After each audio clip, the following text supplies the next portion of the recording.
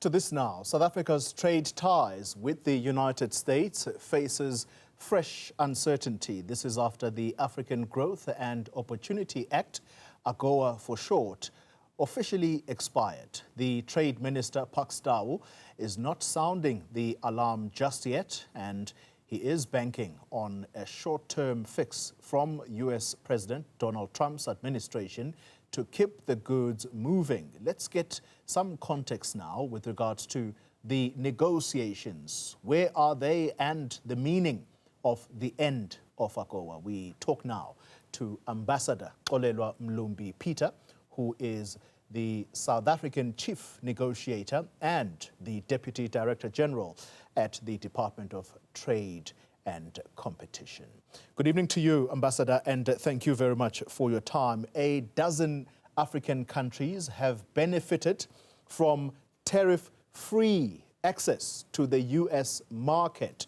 With this particular agreement ending just yesterday, it expired yesterday, and the likelihood is that it's probably going to be allowed to die a natural death. What are the implications here for countries that have benefited, like South Africa here? Good evening, Toli, and the listeners. Yes, AGOA has expired effective from the 30th of September, but we do understand that there's still bipartisan support from Congress, and there is an initiative to renew AGOA, albeit for a limited period. While AGOA has expired, what the implications will be is that South African exports will be subjected to both the reciprocal tariff as well as the most favored nation. So what AGOA did was to effectively remove the charging of the most favored nation tariff on exports that are coming from the sub-Saharan African countries that were eligible for AGOA. Yeah, let's talk about this expiry because, and I'm going to read from the text here, the expiry of AGOA adds a further decline of 0.6 percentage points. What will that translate to in Rand terms? And the understanding is that this is from across all sectors. Well, in terms of our exports to the US under AGOA, they only account for 26% of our total exports, so roughly around 4 billion. Out of the 14 billion exports that we exported in 2024. Of course, it does not necessarily mean that all the exports are going to be negatively affected. There are companies that may still be able to export, depending, of course, on what the importers from the US side will look at. But roughly, that is the amount that is affected. Yeah. Already, the understanding is that we are reeling from the 30% tariff increases. Now, with the expiry of AGOA, this will increase duties in value-added and labor-intensive sectors that had benefited most from this preferential access. Let's talk about those key sectors. The key sectors that are affected in terms of AGOA, it's mainly your auto sector. There are chemical sectors as well, but also the boats that we are exporting. So a number of value-added sectors, including, of course, the agricultural sector.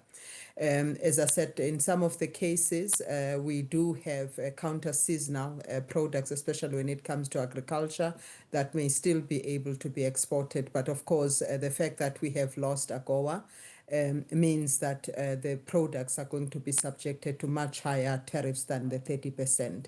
But of course, what is important to note is that South Africa is not alone. A number of countries have been subjected to both the MFN tariff as well as the reciprocal tariff. So there is some, if you will, leveling of the playing field with us now also being subjected to the most favored nation tariff that we were not subjected to before. Of course, the fact that we have a higher reciprocal tariff of 30% means that we are going to have our products negatively impacted in terms of their competitiveness in the US market.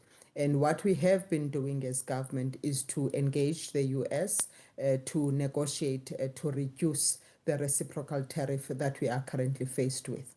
So simply put, those South African products that are sold on the US market, those are going to be extremely expensive now for the US consumer. You did say earlier that there is hope that AGOA may be reinstated, albeit for a limited period, because it does enjoy bipartisan support, meaning both houses, the Republicans and the Democrats, they do support its renewal, so to speak. Is there any indication as to when it might be reinstated? The issue of the timing is an issue that is not yet clear, but the understanding is that Congress is attempting to renew it as soon as possible. What became a stumbling block is the fact that the US was currently prioritizing the continuing resolution bill, which aims to continue the funding for government to avoid the shutdown, which started today in the US. So that was the priority. We do expect that as soon as that is resolved, then the AGOA may be discussed in Congress with a view to ensure that it is then extended immediately. The indication is a straight extension that will also include South Africa. The indication is that it will be probably for a period of a year to up to 3 years. We are hoping for 3 years, but of course it seems that they may also be looking at a 1-year extension. The fact that South Africa will continue to be included because they are looking at a short-term, a straight extension would mean that there is a likelihood that AGOA, once renewed, will be implemented and backdated from the 1st of October, which means those companies that would have paid the duties will be refunded of the duties. Well, that is at least some positive news. Let's then talk about the trade tariffs, this 30% tariff that has been imposed on South Africa. You are the chief negotiator.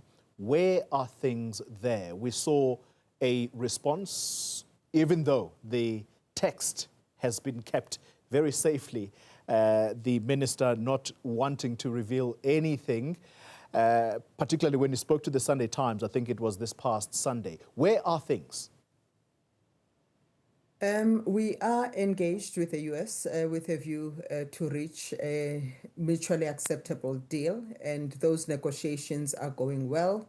We have, as Minister has indicated, received a text that we are currently considering as South Africa, and will be responding shortly to the US so that we can get into the actual negotiations. So far, things are going well, but of course, because the issues are at a sensitive stage in terms of the negotiations, we can't reveal more than that. But the negotiations are going well. Well, I'm going to have to push you a little bit. 30% is what we are saddled with.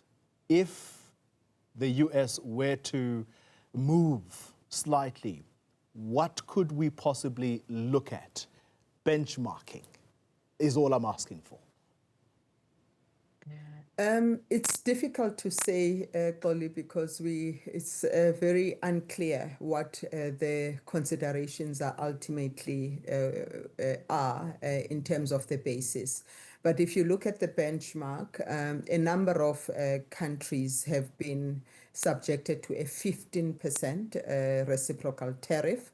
Of course, there are a few that are subjected to 10%, such as the UK and Eswatini, but most of our counterparts and neighboring countries in the region have also been subjected to a 15%. So I think we can hope for between 10 and 15%, but as I said, it's very difficult to be sure as to what will be ultimately the reciprocal tariff that South Africa will be subjected to. But what is clear is that so far no country has managed to completely escape the reciprocal tariff. Let me end the conversation on that very topic of our regional neighbors. Lesotho was quick to announce a crisis, basically, when they were settled with these tariffs. I think, to an extent, Zimbabwe has also been subjected to same. I'm subject to correction there. I'm mentioning these two neighbors because South Africa is one of the countries where the people from those countries, they get into this country. In fact, one of those countries whose nationals are quick to get into South Africa now is Lesotho, if I am not mistaken. Many of their nationals coming to South Africa when difficult times hit, and so does Zimbabwe. The implications of these tariffs, if they are not reduced significantly, what might the picture be for South Africa, given that we are also resource strained? Well, effectively what this means is that we have to really prioritize our trade with various countries. Of course, the region as well as the African Continental Free Trade Area is an important area for us to prioritize in terms of limiting the damage to the South African industry. But also importantly, if we are able to prioritize the regional arrangements, then it means that we'll be able to ensure that the countries that we have mentioned, the neighboring countries, will be able to also sustain their economies, because most of their trade is with South Africa. And therefore, it's important to look at how do we strengthen the regional arrangements so that we can, over time, end up, depending on ourselves in terms of our trade, of our production, hence the prioritization of the AfCFTA and other regional arrangements. And of course, we'll also have to diversify to other markets beyond the continent so that we can limit exposure to specific countries that make us vulnerable to such shocks. Ambassador Xolelwa Mlumbi-Peter, thank you very much for your time and insights tonight.